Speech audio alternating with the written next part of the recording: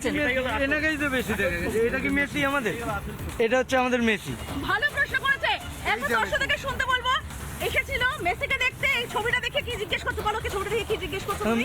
মেসিকে তো বেশি দেখা যায়নি, দেখা গেছে এনাকে। তাহলে মেসি কি এইটা আমাদের জন্য? ওরা ছবিটা দেখাচ্ছে এবং ছবিটা দেখিয়ে প্রশ্ন করছে এটাকে আমাদের জন্য মেসি। ছবিটা কার দেখতে পাচ্ছেন আপনারা সবাই? বলছে একেই তো বেশি দেখতে পাওয়া গেল, একেই বেশি দেখা গেল। এই কি তাহলে মেসি? তাহলে মেসিকে দেখানো নামে একে দেখতে এসেছেন? মেসির আশেপাশে শুধু এনাকেই দেখা গেছে, একবার ডান দিক একবার বাঁ দিকে আমার মাথার উপরে উঠে গেছে মেসি।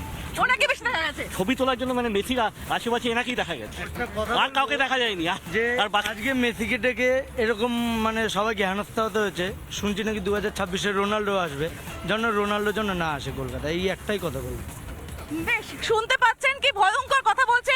যে ছবিটা আমরা একটু আগে দেখালাম, যে অরূপ বিশ্বাসের ছবি দেখে বলছেন যে আমরা তো একেই বেশি দেখলাম, মেসির ঘাড়ের উপর পাশে এপাশে, উনি কি মেসি নাকি? মানে হাসতে হাসতে দুঃখের চোটে বলছেন তারা আমরা মেসিকে দেখতে এসে অরূপ বিশ্বাসকে দেখে ফিরে যাচ্ছি। সৈকত ক্রীড়াঙ্গনের মধ্যে রয়েছে। সৈকত, ভিতরের ছবিটা তোমার মাধ্যমে একবার দেখতে চাইবো, কি ছবি এই মুহূর্তে ভিতরে?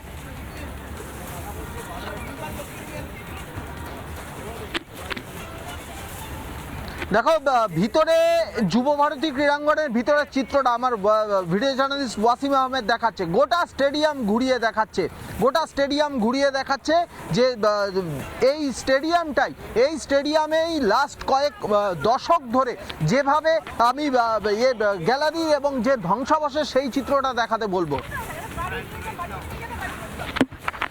সম্পূর্ণভাবে বিনষ্ট হয়ে গিয়েছে, সম্পূর্ণভাবে ধ্বংস হয়ে গিয়েছে এই যুব ভারতীর পুরো এলাকাটা।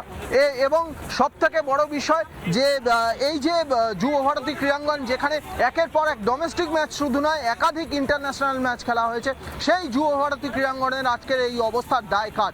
সম্পূর্ণভাবে এই যে চেয়ারগুলো, লোয়ার টায়ারের চেয়ার থেকে মিডল টায়ারের বা আপার টায়ারের চেয়ার সব একেবারে ভেঙে দেওয়া হয়েছে। মিউজিক সিস্টেম কিছু কিছু জায়গায় উল্টে দেওয়া হয়েছে।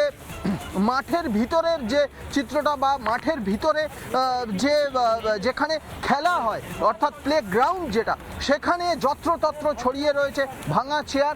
এবং এই যে অংশটা, এই যে দুটো টানেল বা দুটো টেন্ট করা হয়েছিল, যেখানে ভিভিআইপি থেকে শুরু করে ভিআইপিতে বসার আসন করা হয়েছিল, সেই জায়গাটাও সম্পূর্ণভাবে ভেঙে দেওয়া হয়েছে। সব মিলিয়ে কার্যত যুব ভারতী ক্রীড়াঙ্গন আজকের একেবারে ধ্বংসস্তূপে পরিণত হয়েছে। এই যে টানেল, এই টানেল থেকে ড্রেসিং রুম থেকে এই টানেল দিয়ে মাঠের মধ্যে উঠে আসেন প্লেয়াররা। সেই টানেলের যে শেড, সেই টানেলের শেড ভেঙে দেওয়া হয়েছে। এই যে টেন্ট, এই টেন্টটা নিয়ে বেশ কিছু দর্শক, সাধারণ সভ্য সমর্থক, তাদের একটা অভিযোগ ছিল যে এই টানেলের জন্য যুব ভারতীতে যে বিশৃঙ্খলা হয়েছে সেই ঘটনায় দর্শকদের টাকা ফেরত দিতে নির্দেশ দেওয়া হয়েছে। দর্শকদের টাকা ফেরত দিতে নির্দেশ দেওয়া হয়েছে। সব থেকে টাকা ফেরতের নির্দেশ পুলিশের। গ্রেফতার আয়োজক সংস্থার প্রধান শতদ্রু দত্ত। টাকা না। নানা ধরনের কন্টেন্ট দেখার জন্য লাইক করুন, শেয়ার করুন আমাদের ফেসবুক পেজ, সাবস্ক্রাইব করুন আমাদের ইউটিউব চ্যানেল।